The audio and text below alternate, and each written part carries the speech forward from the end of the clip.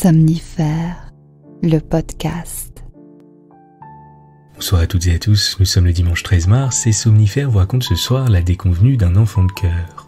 Une histoire légère et amusante de Mathilde Alanic intitulée Myrline.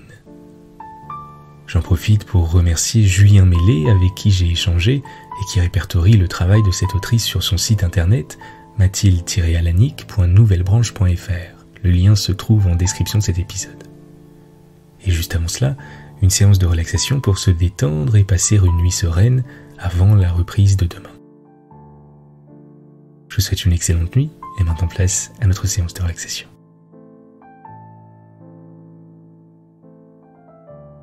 La séance de relaxation.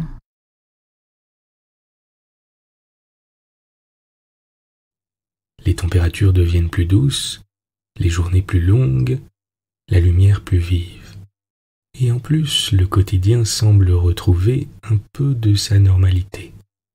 Donc on tient bon et on reste optimiste. Prenez un instant pour vous mettre à l'aise, pour refermer cette journée.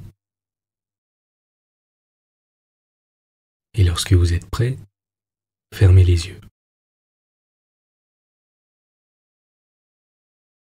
Notre séance de relaxation ce soir est un exercice de respiration idéal pour évacuer les tensions accumulées.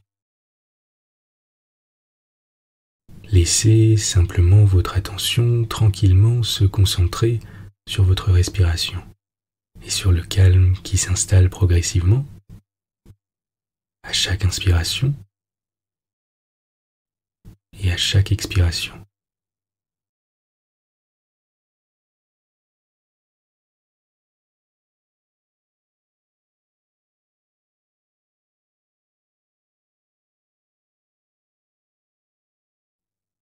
Sans attente particulière, en laissant simplement votre respiration devenir plus régulière, plus tranquille.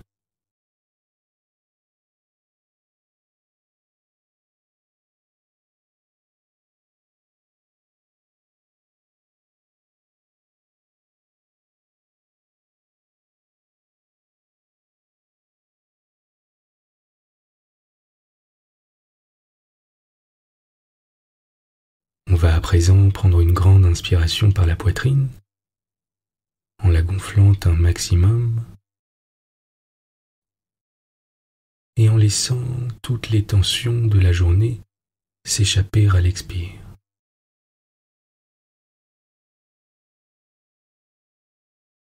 Encore une fois, on gonfle la poitrine,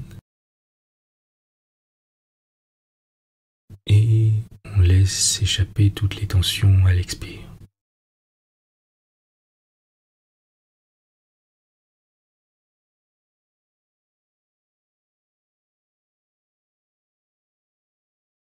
Adoptez à présent une respiration ventrale, en gonflant le ventre comme un ballon à l'inspire, et en laissant les tensions s'évacuer longuement à l'expire.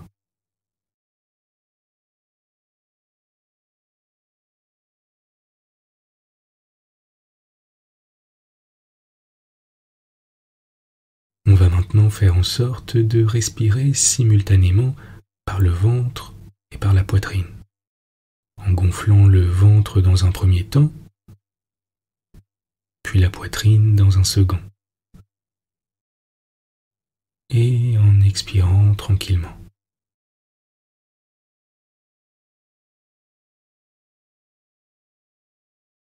À nouveau, on inspire, d'abord par le ventre, puis on gonfle la poitrine et on relâche.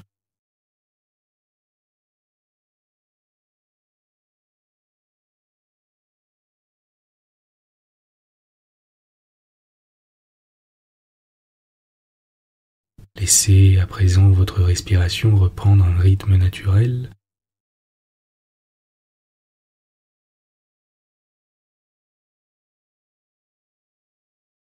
S'adoucir tranquillement.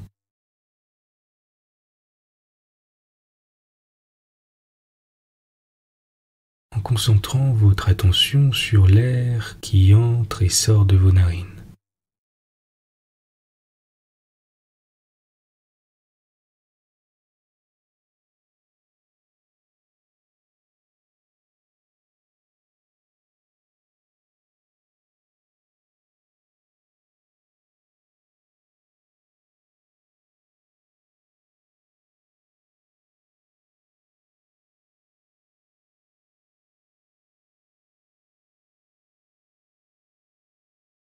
Tâchez de bien détendre la mâchoire,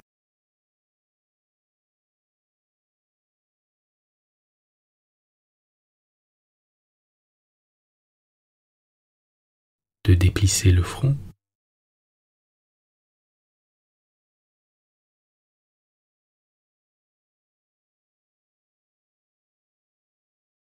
de relâcher les épaules et le dos,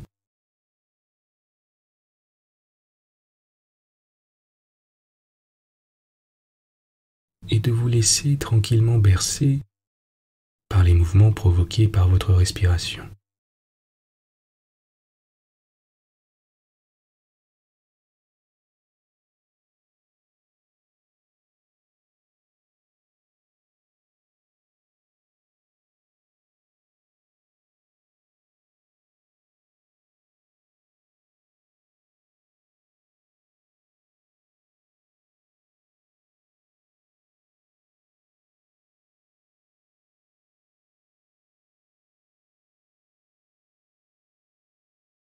Et par ce sentiment de tranquillité qui s'installe un peu plus à chaque expire.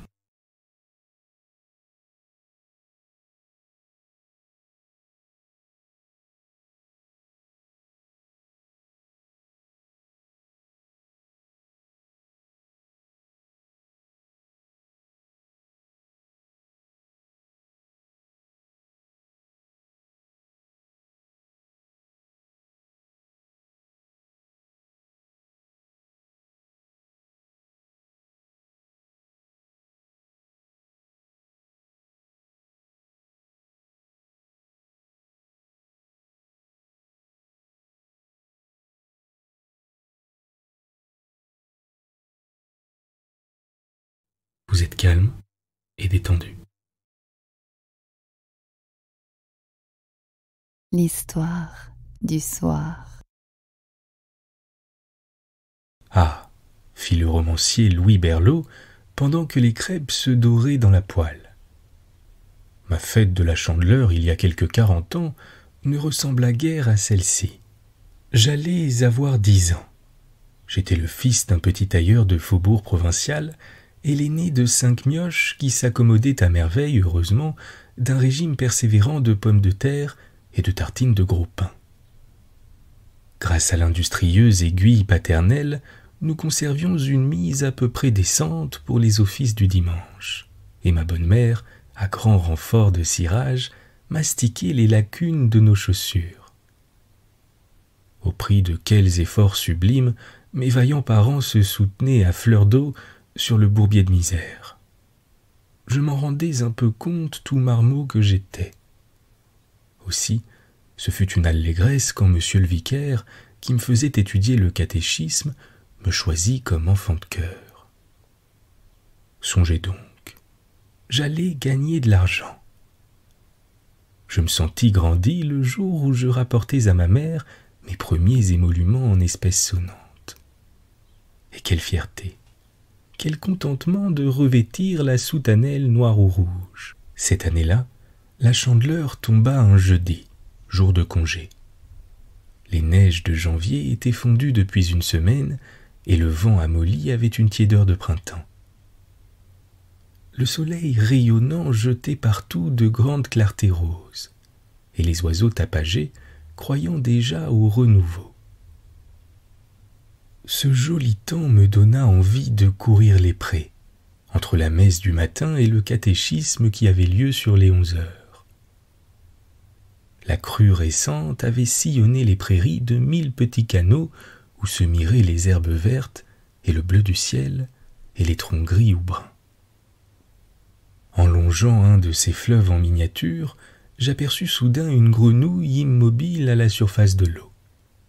Le désir de proie, instinctif à tous les êtres, s'agita subitement chez moi, m'inspirant la plus violente tentation de capturer la bestiole.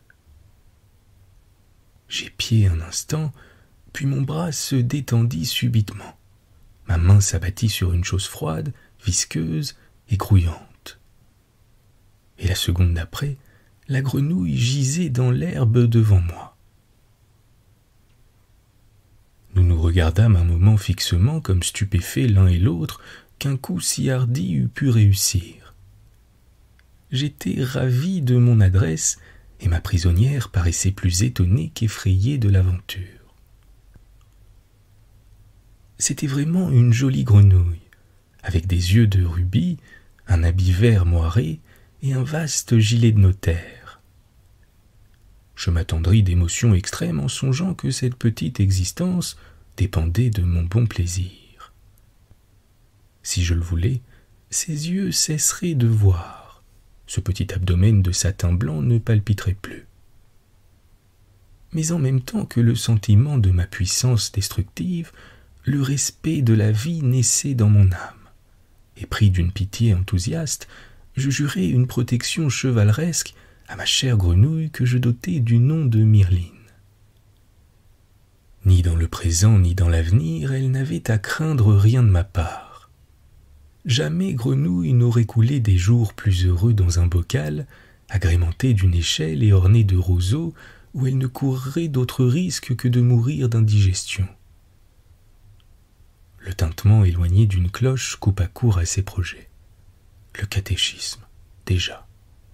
Effaré par la crainte soudaine d'arriver en retard et de m'exposer à une réprimande, je saisis Mirline, je la coulai dans la poche de ma veste et je me dirigeai à toutes jambes vers l'église dont les tourelles grises dépassaient les toits du faubourg. Je courais avec la seule pensée d'arriver au plus vite. Mais au pied des marches, je m'arrêtai, haletant et perplexe. Que deviendrait Mirline au fond de ma poche? N'aurais-je point l'horreur de la retrouver morte dans son cachot de drap? Comme je poussais la porte de la chapelle latérale où se faisait le catéchisme, une inspiration m'illumina. Si je cachais Mirline dans le bénitier, ne rencontrerait-elle pas là un asile sûr et propice dont l'humidité lui rappellerait son élément habituel? Personne ne venait guère à l'église à cette heure. J'arrivai le dernier, je ferais en sorte de partir le premier, et je reprendrais ma grenouille sans encombre. Je n'avais pas le loisir de réfléchir davantage. Aussitôt décidé, je posai vivement la chère Mirline dans la grande vasque de marbre et m'en fus prendre ma place parmi tous les écoliers. Mais il me fut impossible de suivre avec attention les dissertations de théologie familière commentées par notre excellent abbé. Je tendais sans cesse l'oreille vers le bénitier, tremblant de 1000 inquiétudes soudain déchaînées et redoutant d'entendre le grincement de la porte ou un coua-coua révélateur.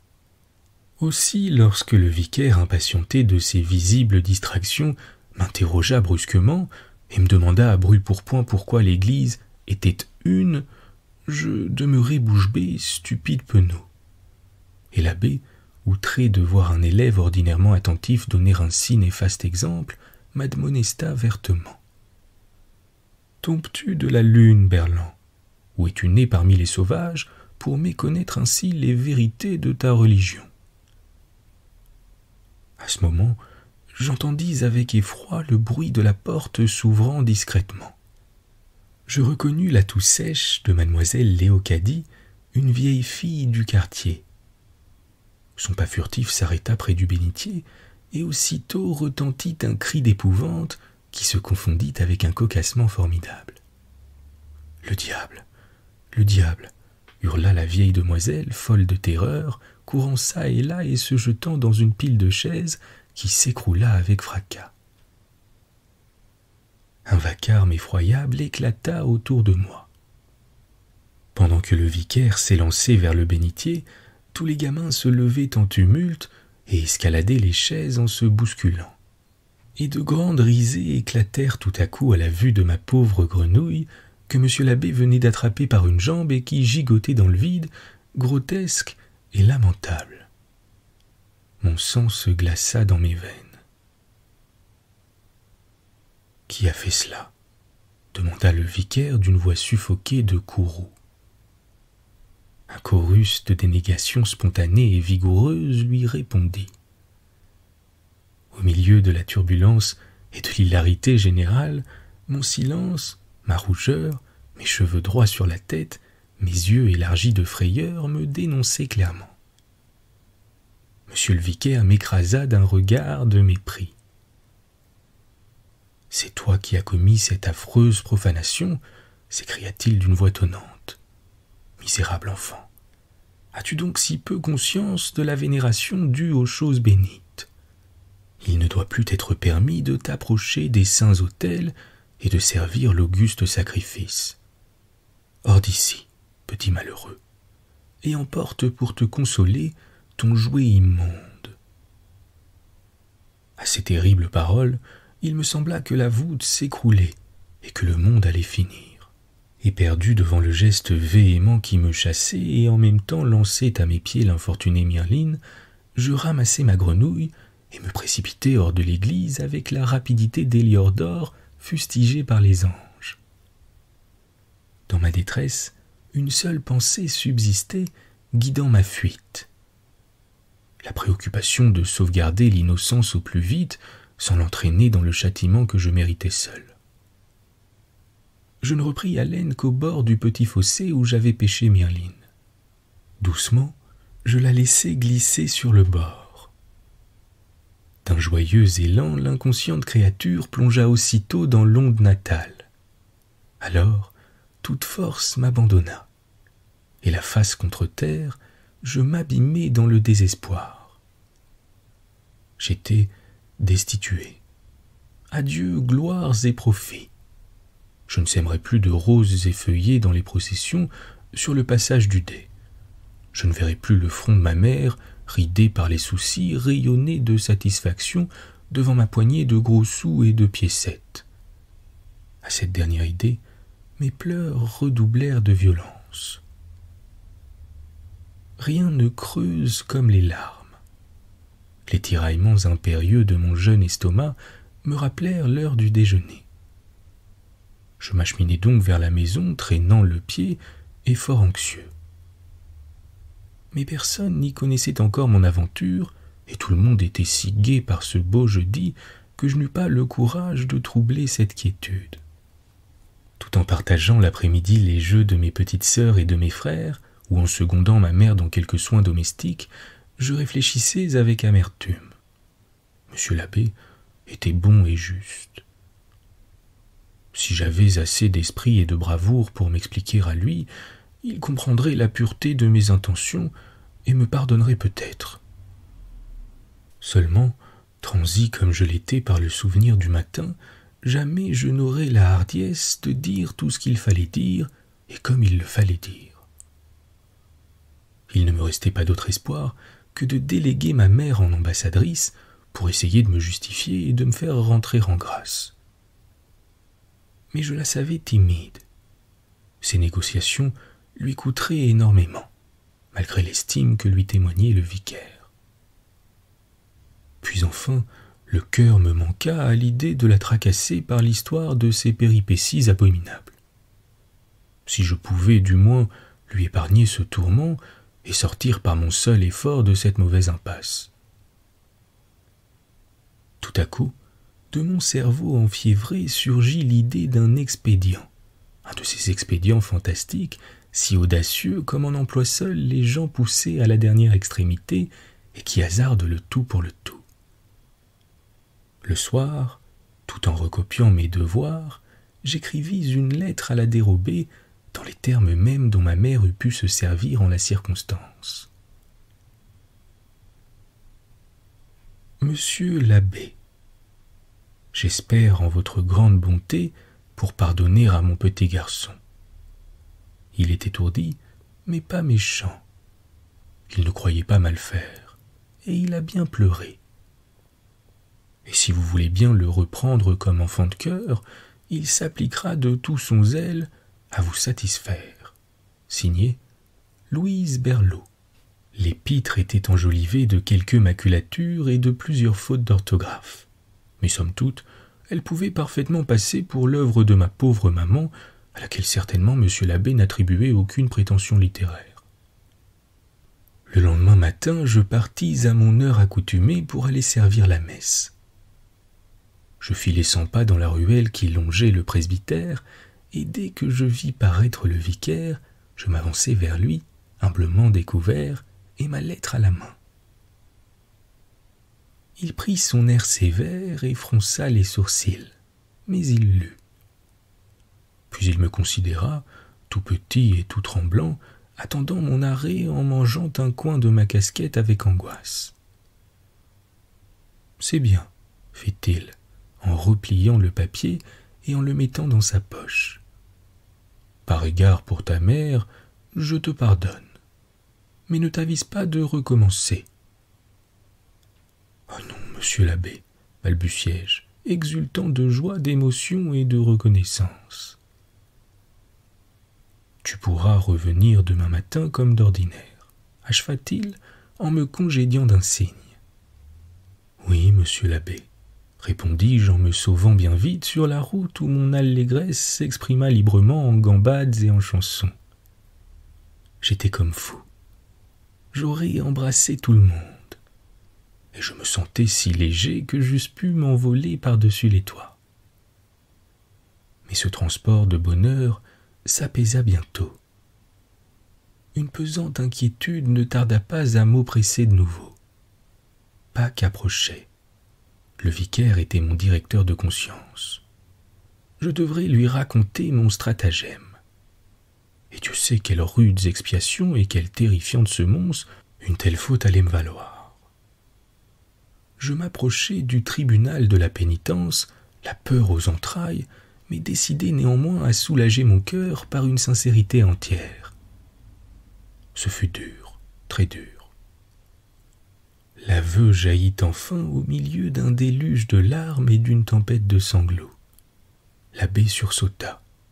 « Comment, petit vaurien, c'est toi qui... » ?»« Oui, bégayai-je en reniflant pour renfoncer mes pleurs. Je n'osais pas vous parler. Je n'osais pas vous parler, je craignais votre colère. Monsieur l'abbé détourna la tête. Innocemment, je venais de toucher le point sensible, et l'excellent homme gémissait souvent sur ses emportements trop facilement soulevés. Et puis, mes parents auraient été si chagrinés. Alors, cette imagination-là m'est venue. Et là-dessus, je me remis à larmoyer comme une fontaine. Monsieur l'abbé garda le silence un moment, mais quand son regard revint vers moi, je vis que ses yeux souriaient, en dépit de sa grosse voix de gronderie. « Allons, allons, je vois bien qu'il faut te pardonner ton odieux mensonge en faveur du motif. Tu es un bon fils, je le sais, mais défie-toi de ton imagination, petit gars. C'est une perfide conseillère. Elle finira par te jouer quelques méchants tours. Un esprit trop inventif conduit parfois un homme au banc de la cour d'assises, ou dans un fauteuil d'académicien, conclut en riant un des auditeurs.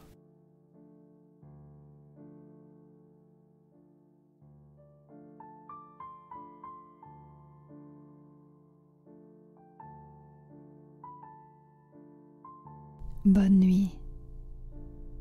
Bonne nuit.